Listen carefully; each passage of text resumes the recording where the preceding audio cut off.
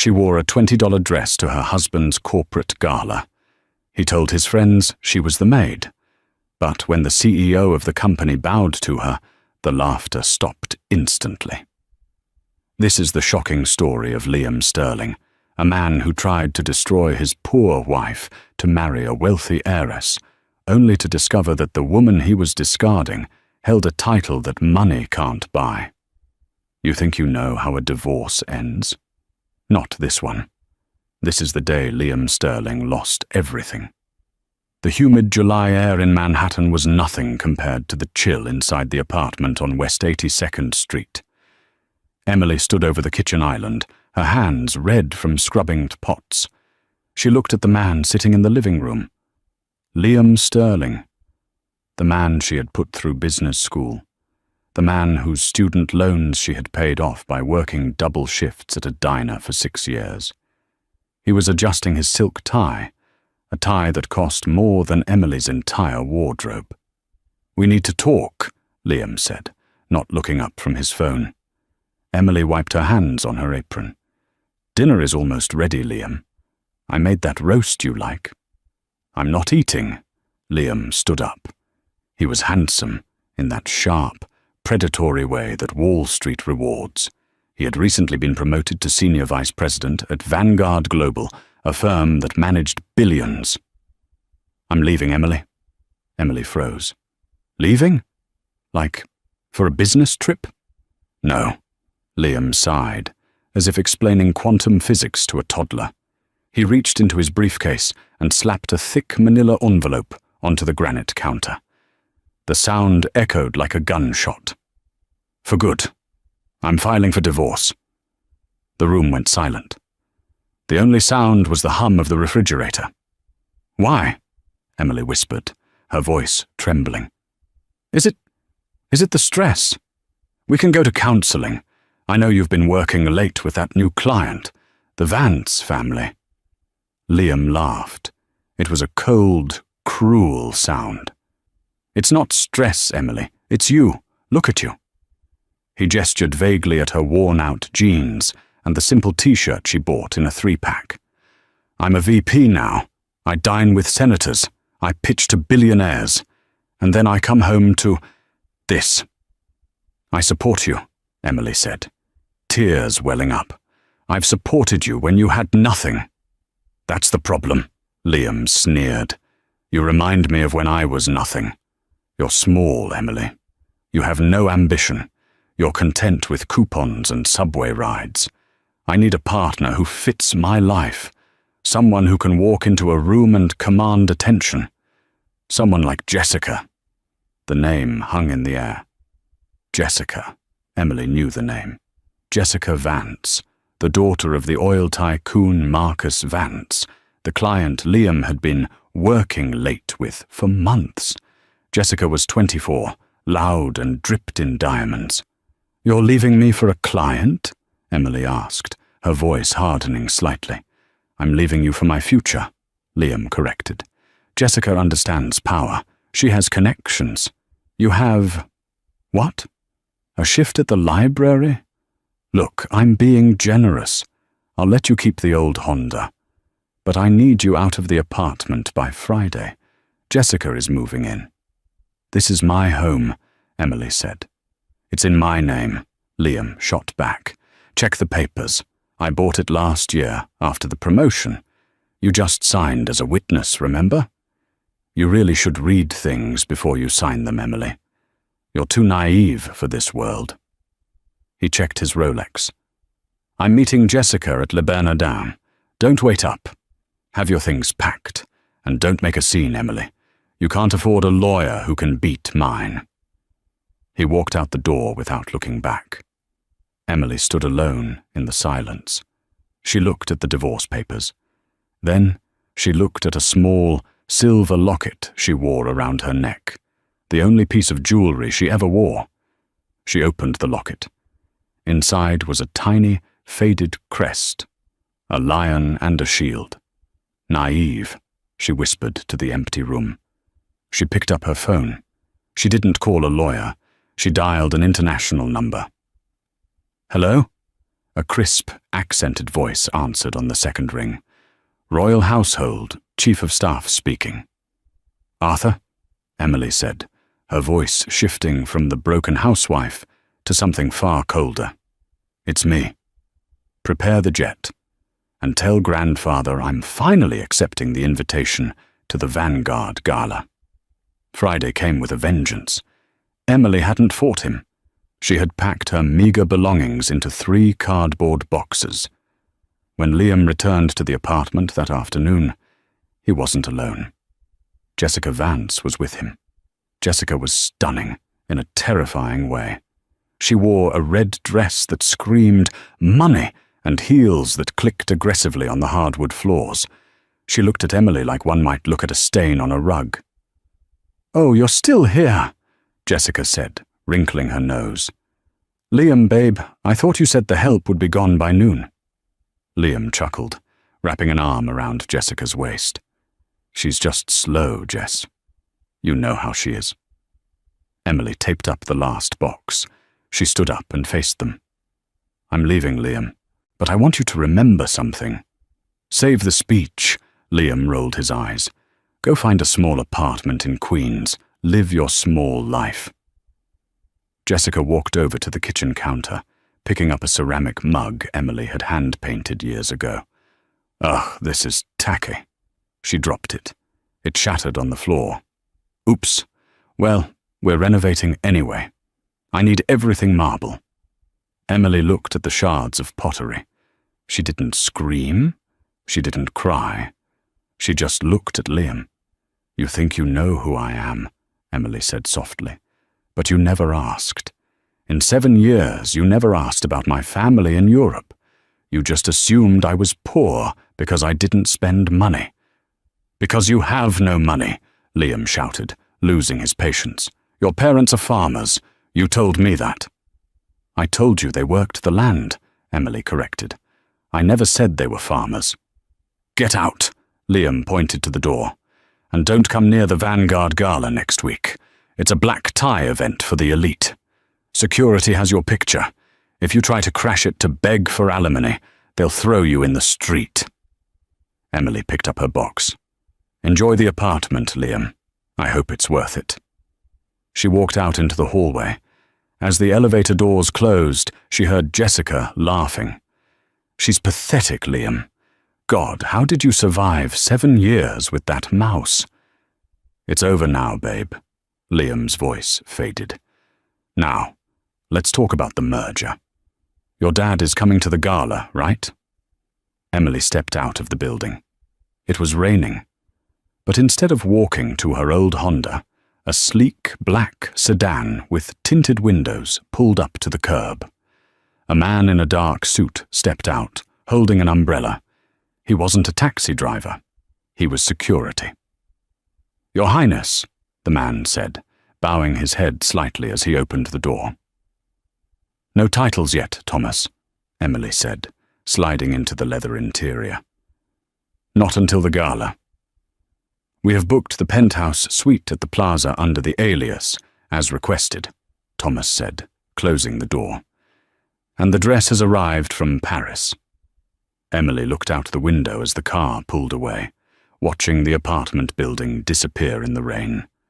Liam thought he had discarded a piece of trash. He had no idea he had just declared war on the sole heir to the Duchy of Valoria. Back in the apartment, Liam was pouring champagne. His phone buzzed. It was a text from his boss, the CEO of Vanguard Global, Mr. Sterling. No relation, but Liam liked to pretend there was. Text: "Big night next week, Liam. The royal delegation from Europe is attending. We need to impress them to secure the Euro trade deal. I'm counting on you and your new fiancé to charm them. Don't mess this up."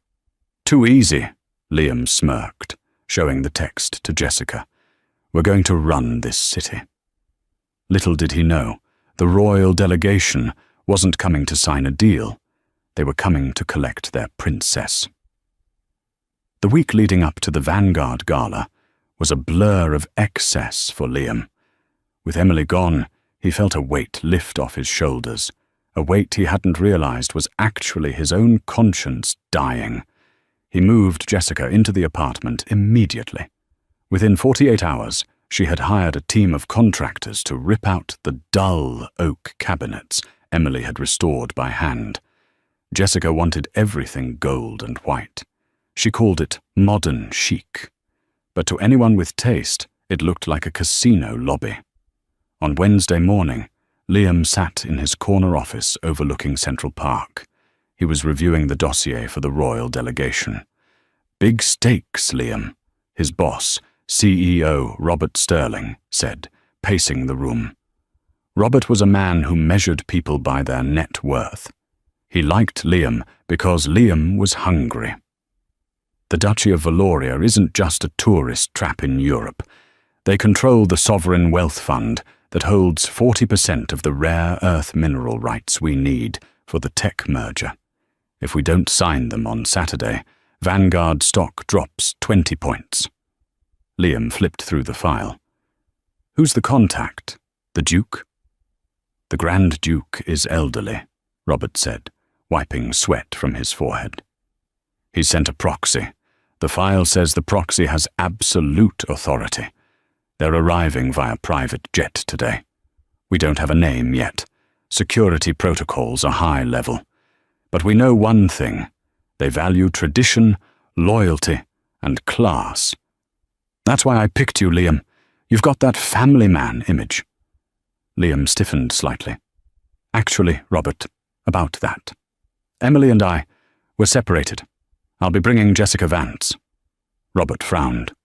"Vance? The oil heiress? That's a bit flashy, isn't it? The Valorians are old money. Quiet money." "Jessica is perfect," Liam insisted, smoothing his tie. "She speaks the language of wealth. Emily was... well, she would have worn a polyester dress and embarrassed the firm. Jessica was born for this." Robert shrugged. "It's your funeral if you blow it. Just make sure Jessica keeps the drinking to a minimum. This proxy holds our future in their hands." While Liam was busy trying to curate the perfect image of success, across town at the Plaza Hotel, the reality of power was unfolding in the presidential suite. Emily sat on a velvet sofa, a team of stylists hovering around her. But she wasn't looking at clothes. She was reading a legal document on an iPad. "The assets have been frozen, Your Highness," Arthur, the royal chief of staff, said quietly. He was an older man with silver hair and a spine of steel. He had served Emily's grandfather for 40 years. "We've acquired the majority voting rights in Vanguard Global through shell companies this morning. As of 9 a.m., you are technically Mr. Sterling's boss's boss." Emily didn't smile. "Does Liam know?" "No one knows," Arthur said. "Wall Street thinks it's a blind trust from Singapore. They won't know until you introduce yourself at the gala." Emily stood up and walked to the window. She looked down at the busy streets of Manhattan. For 7 years, she had walked those streets carrying groceries, counting pennies to pay for Liam's MBA textbooks. She had hidden her identity because she wanted to be loved for herself, not her title. She wanted to know if a man could love Emily the person, not Emily the Duchess. She had her answer. "He called me small," Emily said softly. "He said I had no ambition." "He mistook humility for weakness," Arthur noted. "A common mistake of the nouveau riche." "Is the dress ready?" Emily asked. Arthur snapped his fingers. A door opened, and 2 assistants wheeled in a garment bag. They unzipped it. It wasn't just a dress. It was a weapon. It was a deep, midnight blue silk, custom-made by the House of Dior. It was structured to perfection, with a neckline that was elegant yet commanding. But the centerpiece wasn't the fabric. Arthur opened a heavy velvet box on the table. Inside lay the Valorian star, a diamond and sapphire necklace that hadn't been seen in public since Emily's grandmother wore it to her coronation in 1968. It was worth more than the entire building Liam lived in. "Grandfather sent it," Arthur said. He said if you are going to end a marriage, you should do it wearing the family colors. Emily touched the cold gems. Liam wanted a woman who could command a room, she whispered. I'm going to give him exactly what he asked for. Saturday night arrived with the flash of paparazzi bulbs. The Vanguard Global Gala was held at the Metropolitan Museum of Art, specifically in the Temple of Dendor room. It was the event of the season.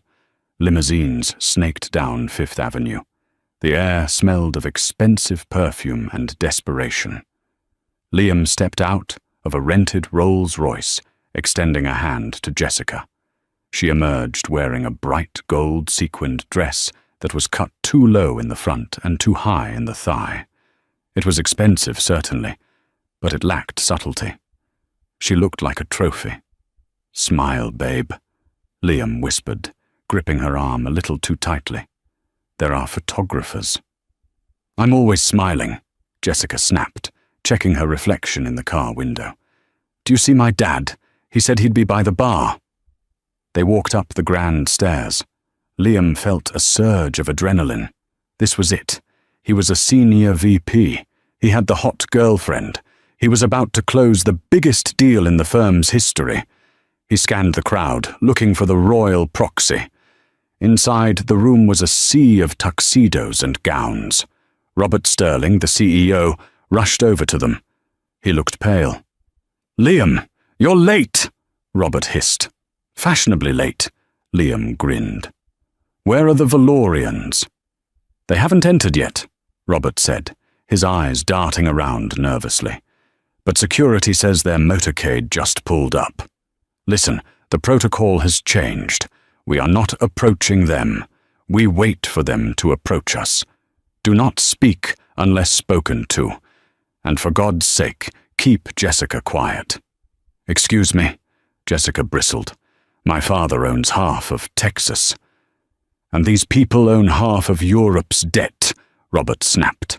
Shut up. Suddenly, the room went quiet. The chatter died down instantly, rippling from the entrance all the way to the back of the hall. It was the kind of silence that only happens when true power enters a room. The heavy doors at the top of the stairs swung open. A team of 6 security guards in earpieces walked in first, forming a phalanx. Behind them walked Arthur, looking distinguished in a tuxedo with a sash of merit across his chest. And then she stepped in. Emily. But it wasn't the Emily Liam knew. This woman stood 6 feet tall in heels, her posture perfect, her chin held high. The midnight blue dress flowed around her like liquid water. The Valorian star diamonds around her neck caught the museum lights, sending fractals of blue and white fire across the room. She wore long silk gloves and a small, diamond-encrusted tiara resting in her dark hair. She didn't look at the floor.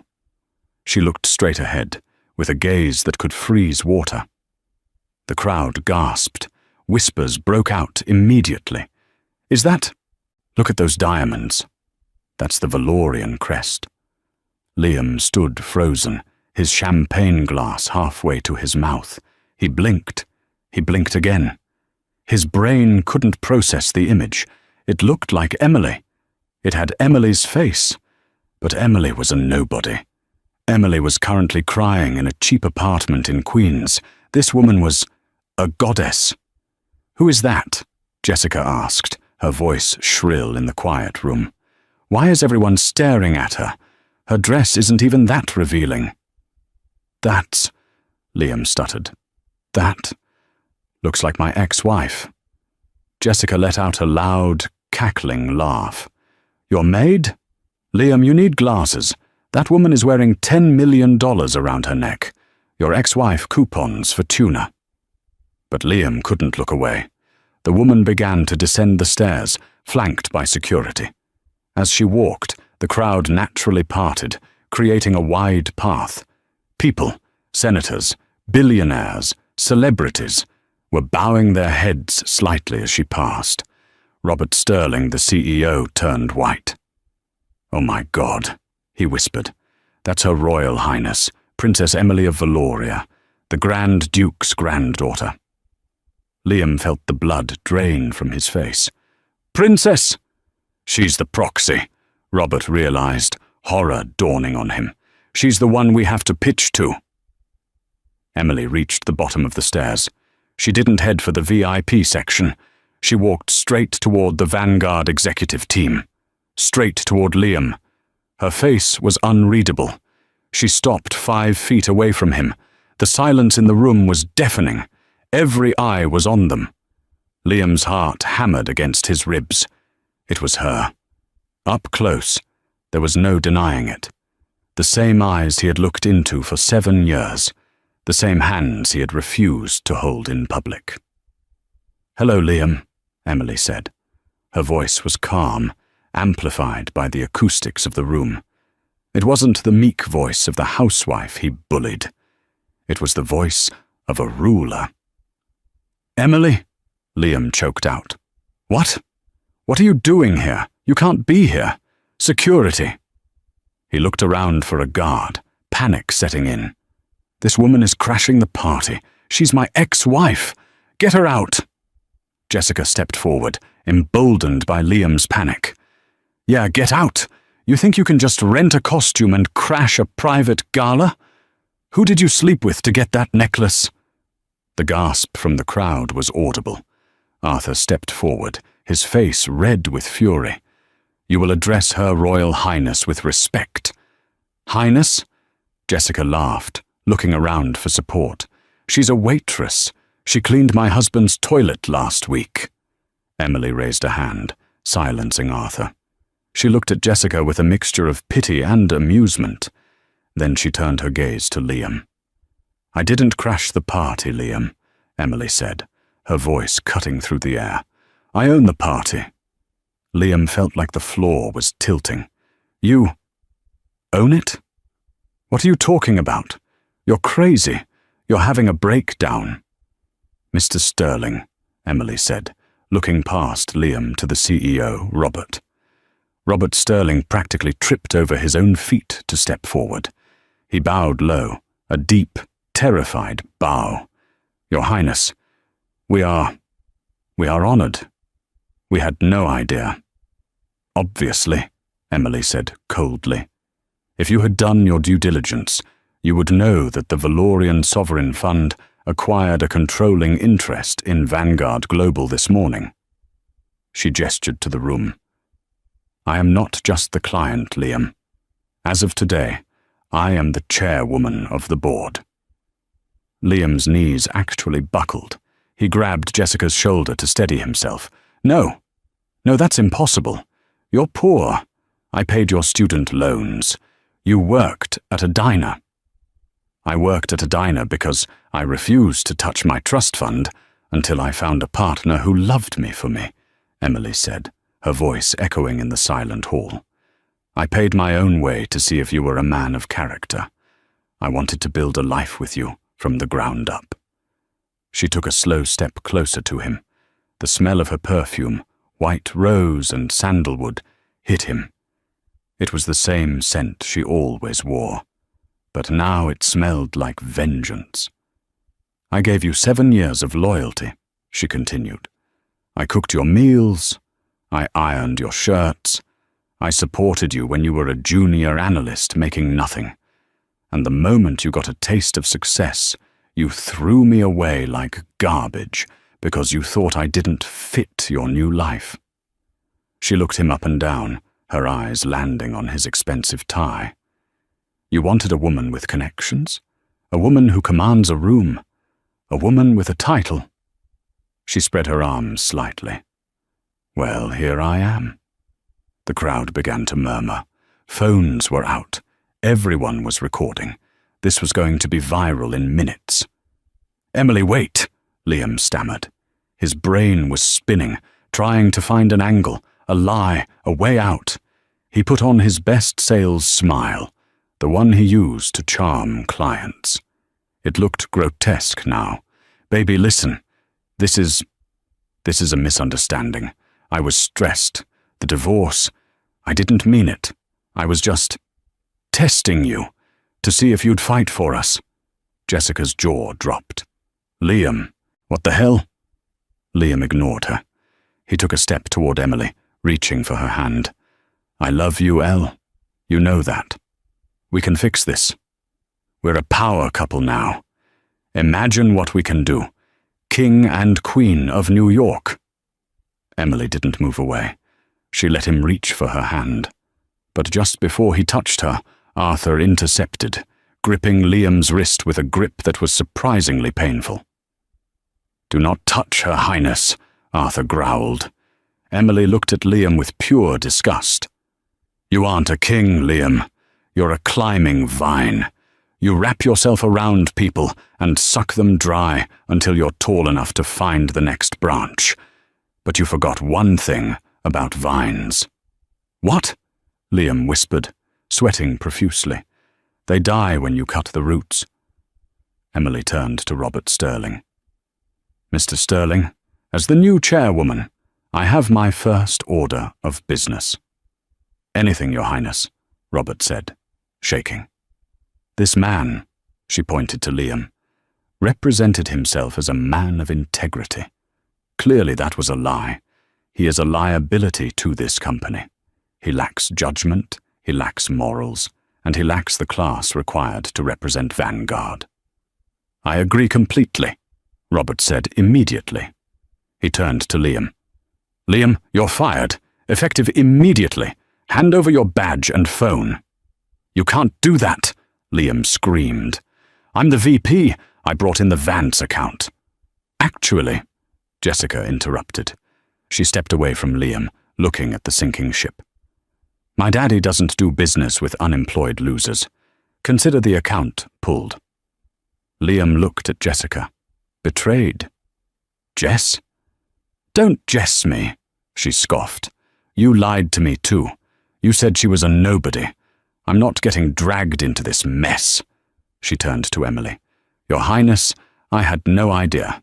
He told me you were—" "I know what he told you," Emily said coolly. "But you were happy to mock a woman you thought was poor. You broke my pottery. You laughed at my life.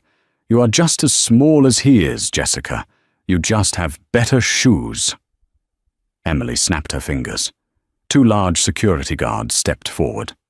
"Escort Mr. Sterling out," Emily commanded, "and ensure he doesn't take the company car. He can take the subway. I hear it's good for building character." "Emily, please," Liam shouted as the guards grabbed his arms. He was being dragged backward, his heels skidding on the marble floor. "Emily, I'm sorry. I love you. We can work this out." Emily didn't look back. She turned to the stunned crowd of New York's elite. She raised her champagne glass. "I apologize for the disturbance," she said with a gracious smile. "Now please, enjoy the evening. The drinks are on me." The room erupted in applause. As Liam was thrown out the front doors of the museum into the rainy New York night, he looked up at the warm, golden glow of the windows. He realized then that he had held a winning lottery ticket in his pocket for 7 years, and he had thrown it in the trash for a shiny penny. He checked his pocket for his phone to call an Uber. It wasn't there. Robert had taken it. He stood in the rain in his $5,000 tuxedo and began to walk toward the subway. But the story wasn't over. Emily had won the battle, but Liam wasn't the type to stay down. And Jessica Vance wasn't used to being humiliated.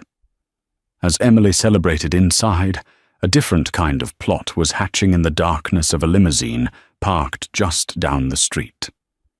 Liam walked 3 blocks in the pouring rain before his soaked tuxedo shoes gave him blisters. He was shivering, furious, and his mind was racing like a trapped rat.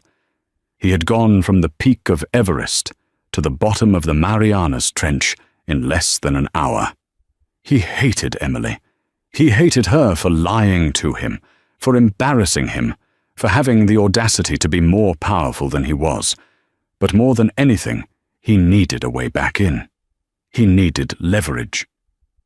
A long, silver Bentley pulled up alongside him, splashing puddle water onto his already ruined trousers. The back window rolled down an inch. "Get in," a gravelly voice commanded. Liam didn't hesitate. He opened the door and slid onto the cream leather seats. The car was warm and smelled of expensive cigars and old leather. Sitting across from him was Marcus Vance. Jessica's father was a terrifying man. He was 70 years old, built like a linebacker, with eyes that looked like pieces of flint. He had made his fortune in Texas oil by crushing his competition, and he ran his family the same way. Jessica was sitting next to him, looking sullen and refusing to make eye contact with Liam. "Mr. Vance," Liam shivered, trying to regain some composure. "Thank you. Look, what happened back there was a disaster," Vance cut him off. His voice was low, a rumble of thunder before a strike. "You humiliated my daughter. You brought my name into a public circus. I should throw you out of this moving car." "It was Emily," Liam protested, his voice rising in desperation. "She set me up. She lied for 7 years, Marcus. She's a fraud. She's a princess," Vance corrected him coldly. "And now she owns the company that manages 20% of my portfolio. You are an unemployed nobody who couldn't spot a diamond when it was sleeping in his own bed." "I can fix this." Liam leaned forward, his eyes manic. "I know her. I know her weaknesses. She's soft, Marcus. She plays the tough role now, but inside she's still the mouse who used to clip coupons. We can break her." Vance stared at him for a long, uncomfortable moment. He despised weakness, and Liam was dripping with it right now. But Vance also despised losing money, and Emily's sudden takeover had spooked the markets. He didn't like wild cards controlling his assets. "Jessica says you filed for divorce," Vance said. "Yes. Last week." "On what grounds?" "Irreconcilable differences. The usual." Liam waved his hand dismissively. Vance leaned back, tenting his thick fingers. A cruel smile slowly spread across his face. "You idiot. You filed for divorce against a woman you thought had nothing. So you probably offered her a pittance just to make her go away, right?" Liam nodded slowly, not seeing the trap. "I let her keep the old car. I wanted a clean break." Vance laughed. It was a dry, dusty sound. "You filed a legal document stating she had no assets to divide, but she did. She had billions, hidden billions." Vance turned to the man sitting in the front passenger seat, a silent man in a sharp suit who had been typing on a laptop. "Jenkins, what's the New York state law on hiding assets during a marriage?" Jenkins didn't turn around. "It's considered fraud upon the court, Mr. Vance. If proven, the judge can invalidate the entire divorce agreement. In punitive cases, they can award 100% of the hidden assets to the aggrieved spouse." Liam's eyes widened. The realization hit him like a physical blow. "Wait," Liam breathed. "You mean—" "I mean," Vance sneered, "that if we play this right, you aren't the poor ex-husband. You're the victim of an international con artist. If she hid her royal status and her fortune to trick you into a cheap divorce, you could be entitled to half of everything, half of her trust, half of Vanguard Global." The greed washed over Liam, warming him faster than the car's heater. $500 million. Maybe more. He wouldn't just be back on top, he'd be untouchable. "We need proof," Vance said sharply, snapping Liam out of his fantasy. "We need to prove she actively deceived you, not just that you were too stupid to ask. We need emails, texts, documents where she claimed poverty." "I have them," Liam said, his mind racing back through 7 years. The texts where she said we couldn't afford vacation, the emails about budgeting for groceries. I have all of it on my old laptop in the apartment. Vance looked at Jessica. "You still have the keys to his place?" Jessica pulled a set of keys from her designer purse, dangling them disdainfully. Yeah, I was going to have the locks changed tomorrow. Good, Vance said. Jenkins, call the legal team. Wake them up. I want a subpoena ready by 9 a.m. Monday. We're suing Her Royal Highness for marital fraud. We're going to freeze her assets before she can even sit in the chairman's chair. He turned back to Liam. You're my dog in this fight, Sterling. I'm backing you. But don't mistake this for kindness. If you screw this up, I won't just fire you. I will bury you so deep in lawsuits you'll need a shovel to find hell. Liam nodded eagerly. He felt a surge of dark power. Emily thought she had won. She had just awakened the real beasts of the concrete jungle. He wasn't just fighting for his job anymore. He was fighting for half a kingdom. The conference room at Vance, Reed and Cromwell, was on the 50th floor, wrapped in glass, offering a panoramic view of the city Emily now practically owned. It was Tuesday morning. The air in the room was frigid, heavily scented with expensive coffee and aggressive legal cologne. On one side of the 20-foot mahogany table sat Liam, flanked by Marcus Vance, and 4 of the most expensive litigators in the country. Liam wore a new suit Vance had bought him. He looked smug, revitalized by the promise of imminent victory. On the other side sat Emily. She was alone, save for Arthur, who sat quietly beside her, with a slim leather portfolio on the table. She wore a simple cream-colored business suit, no jewelry except the silver locket. She looked calm, almost bored. The lead lawyer for Vance, a man named Sterling, again, no relation, but the irony wasn't lost on anyone, slid a thick stack of papers across the table. Your Highness, the lawyer began, emphasizing the title with sardonic weight. We have filed an emergency injunction this morning. We have clear evidence, hundreds of pages of texts and emails, proving that for 7 years you systematically defrauded Mr. Sterling by misrepresenting your financial status. Liam leaned forward, unable to help himself. You played the poor little match girl, Emily. You made me pay for everything while you were sitting on a gold mine. The judge isn't going to like that. New York is an equitable distribution state. I want my half. Emily didn't look at the papers. She just looked at Liam. You want half of the Duchy of Valoria? It's a sovereign nation, Liam. You can't split a country in divorce court. We are targeting your personal holdings, Vance growled. The trust funds, the Vanguard shares. We know they are held in your name. And we are prepared to offer a settlement, the lawyer interjected smoother. Mr. Sterling will drop the fraud charges and agree to a quiet divorce in exchange for a lump sum payment of $50 million and the reinstatement of his position at Vanguard. Emily laughed. It was a genuine laugh, bright and amused. 50 million? And his job back?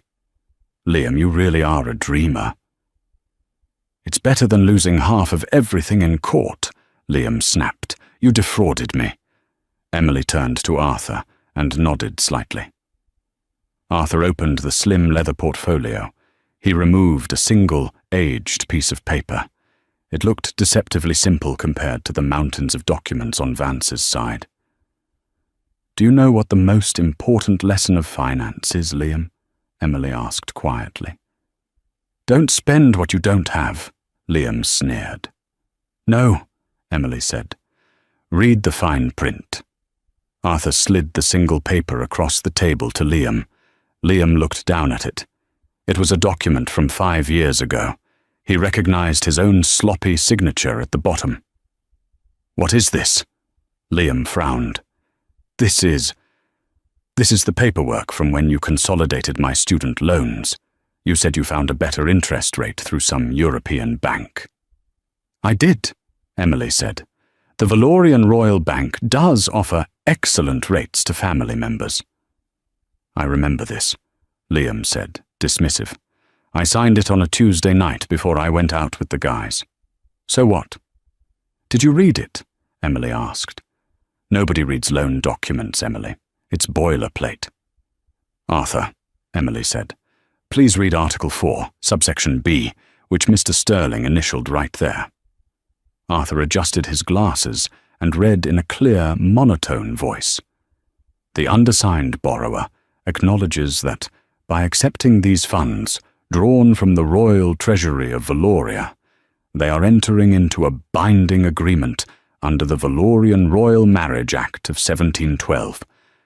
Under this act, any spouse marrying into the royal line who is not of noble blood hereby waives all claims, present and future, to any royal assets, titles or estates in the event of divorce, regardless of the jurisdiction in which the divorce is filed. The room went dead silent. Liam stared at the paper. The words swam before his eyes. Wait, Liam's lawyer grabbed the paper. This is archaic. A 1712 treaty? This won't hold up in a US court.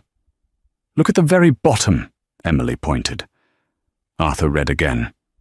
Furthermore, as per the International Sovereign Assets Treaty, signed by the United States in 1954, the United States courts agree to uphold the marital property laws of sovereign nations regarding their acting heads of state or their direct heirs. Emily leaned forward, her voice razor-sharp. You didn't just sign a loan agreement, Liam. You signed a post-nuptial agreement bound by international treaty. I was protecting my family's legacy from the very beginning, just in case you turned out to be exactly who you are. She stood up. You wanted to be treated like a big shot, Liam. You wanted to play in the major leagues. Well, welcome to the majors. You don't get 50 million. You don't get your job back. And because you attempted to blackmail a foreign head of state, which is what I am now, I am submitting this transcript to the district attorney. Vance looked at the document. He looked at his expensive lawyers who were all pale and silent. He knew when he was beat. The oil tycoon stood up, buttoning his jacket. Marcus? Liam looked up at him, terrified. Marcus, do something. Say something. Marcus Vance looked down at Liam with pure contempt. You signed it without reading it, Vance spat. You amateur!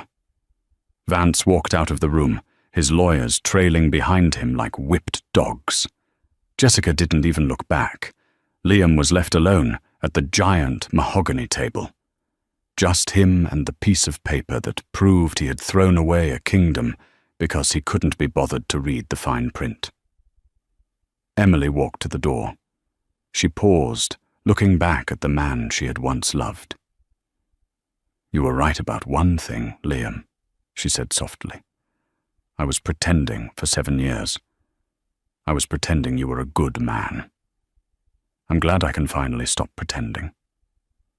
She closed the door, leaving Liam Sterling exactly where he deserved to be, alone with nothing but his own empty ambition.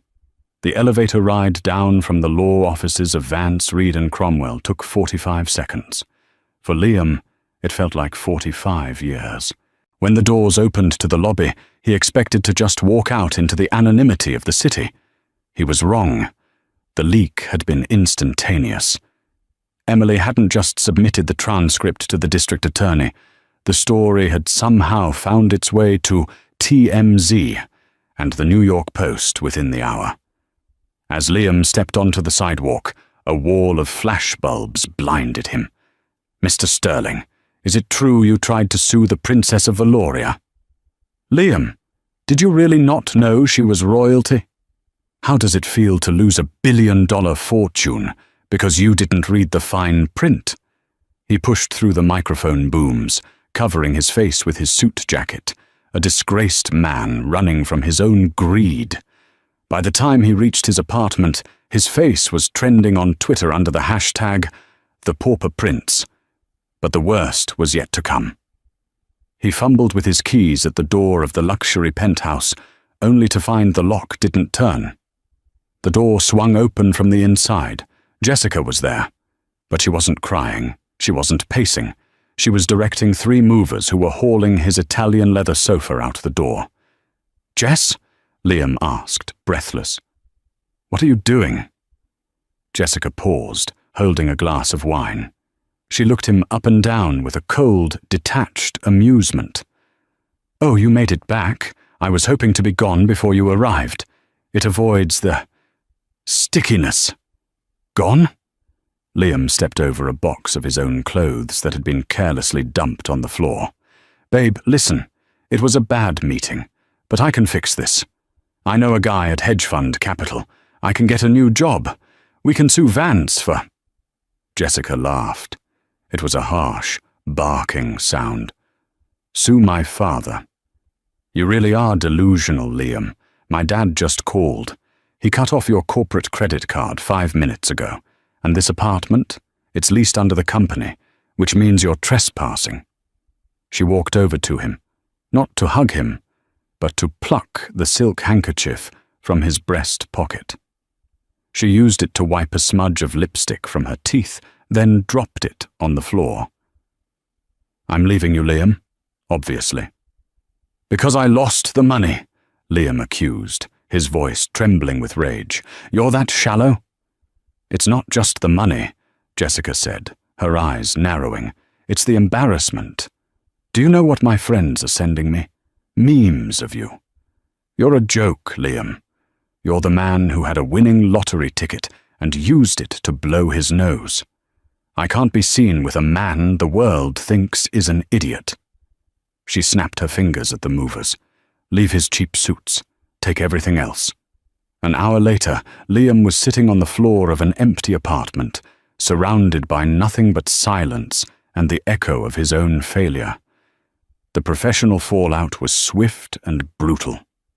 The next morning, Liam tried to enter Vanguard Global to salvage his contacts list. Security didn't even let him past the turnstiles. 2 guards, men Liam had ignored every morning for 3 years, marched him to the curb. One of them handed him a cardboard box containing his personal effects, a stapler, a stress ball, and a cracked picture frame. "Mr. Sterling," the guard said, a hint of satisfaction in his voice. "We've been instructed to inform you that if you return to the premises, you will be arrested for harassment." Liam went to a coffee shop to use the Wi-Fi. He sent emails to 20 headhunters. By noon, he had 5 replies. They were identical. "Due to recent public allegations involving fraud and high-profile litigation, we cannot represent you at this time." He called his best friend from business school, a guy he had partied with in the Hamptons just last month. "Look, Liam," the friend whispered into the phone. "You're radioactive, man. Emily isn't just a princess. She's the chairwoman now. She controls the mineral rights for half the tech sector. If I hire you, she pulls her contracts. No one is going to touch you. You're done in this town." The line went dead. Within 3 weeks, the money ran out. His severance package had been blocked, pending an internal investigation into his expense accounts. He sold the Patek Philippe watch. It paid for 2 months of rent in a basement studio apartment in New Jersey, next to a loud train track. He sold his designer suits to a consignment shop for pennies on the dollar. He was no longer Liam Sterling, the rising star of Wall Street. He was just a guy in a stained t-shirt eating instant noodles, watching the woman he discarded conquer the world. And conquer it she did. Emily didn't just take over Vanguard Global, she revolutionized it. She held a press conference in the main atrium, wearing a suit that cost more than Liam's old car, yet looking more approachable than he ever had. "For too long," Emily told the assembled press, her voice steady and warm. "This firm has valued profit over people. We have ignored the stories of the families we serve. That ends today." She announced a new scholarship fund for underprivileged students, named after the diner where she had worked as a waitress. She fired the executives who had covered for Liam's bullying. She was fierce, fair, and beloved. 6 months later, on a freezing November evening, Emily left the Vanguard Tower. The city was grey and miserable, sleet falling sideways. As she moved toward her waiting limousine, her bodyguard, Thomas, held up a hand. "Ma'am, there's a man near the service entrance. He's been waiting for 3 hours. I told him to leave, but he says he knows you." Emily looked through the gloom. Huddled under a leaking awning, shivering violently, was a figure she barely recognized. Liam looked 10 years older. His face was gaunt, his eyes hollowed out by sleepless nights. He wore a cheap, thin windbreaker that was soaked through. He wasn't wearing Italian leather shoes anymore. He was wearing worn-out sneakers. Emily signaled Thomas to stand down. She walked over, stopping 5 feet away. The expensive heels she wore were pristine. His sneakers were soaked in a puddle. The contrast was a painting of karmic justice. "Hello, Liam," she said. He looked up, startled. He tried to straighten his jacket, a reflex from a life he no longer lived. "Emily, Your Highness." His voice was raspy. "You shouldn't be here," she said quietly. "I have nowhere else to go," Liam admitted, the fight completely gone from him. "I applied for a job at a bank in Ohio. They laughed at me. I tried to get a job selling cars. The manager recognized me from the memes. I can't pay my heating bill, Emily. I'm cold." He looked at her, tears mixing with the rain on his face. "You won, okay? You destroyed me. Is it enough? Can you make it stop? Just make one call. Tell them I'm not a monster. Please." Emily looked at the man who had once told her she wasn't ambitious enough for him. She felt a flicker of pity, but she smothered it with wisdom. Giving him a handout would not help him. He had been given everything his whole life, and he had learned nothing. "I didn't destroy you, Liam," she said firmly. "You destroyed yourself. You built a house on a foundation of arrogance, and you were surprised when it collapsed." "I know," he whispered, hanging his head. "I know." Emily reached into her designer handbag. She didn't pull out a checkbook. She didn't pull out a phone to call a CEO. She pulled out a crumpled business card. "My family supports a foundation," she said, extending the card. "We run a logistics warehouse for disaster relief supplies. It's in Newark. It's hard work. You'll be lifting crates, sorting inventory, and sweating for 12 hours a day. The pay is minimum wage." Liam looked at the card. It wasn't a corner office. It was manual labor. "You want me to move boxes?" he asked, a ghost of his old pride surfacing. "I want you to learn what it means to work," Emily said, her eyes locking onto his. "You told me I was poor because I worked with my hands. You thought you were better than the people who serve you. If you want to survive, Liam, you need to learn how to be one of them." She dropped the card into his shivering hand. "Ask for the foreman. Tell him Emily sent you. And Liam?" He looked up. "Don't be late. They dock pay for tardiness." Emily turned and walked back to her warm, bulletproof limousine. As the car pulled away, she watched him through the tinted glass. Liam stood in the rain for a long time, staring at the card.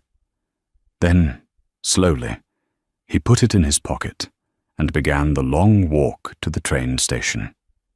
He had lost a fortune, but for the first time in his life, he had a chance to earn something real. 1 year later, the Cathedral of Valoria was filled with the sound of trumpets. Light streamed through centuries-old stained glass, painting the stone floor in hues of violet and gold. Millions of people watched on screens around the world. The Grand Duke had passed peacefully in his sleep, and the succession was secure.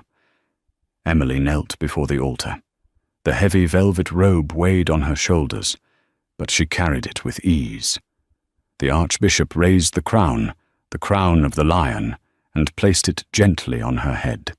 "I present to you," the Archbishop's voice boomed, Her Royal Highness, Grand Duchess Emily of Valoria. The crowd erupted. Bells rang out across the valley. In a small, cramped break room in a warehouse in New Jersey, a small TV was playing the broadcast. Liam sat at a plastic table, wearing a neon yellow safety vest. He was eating a sandwich wrapped in foil. His hands were calloused, his fingernails dirty from moving crates all morning. "Hey, Sterling," his supervisor yelled from the doorway. "Break's over. We got a shipment of medical supplies to load." "Coming," Liam said. He looked at the screen one last time.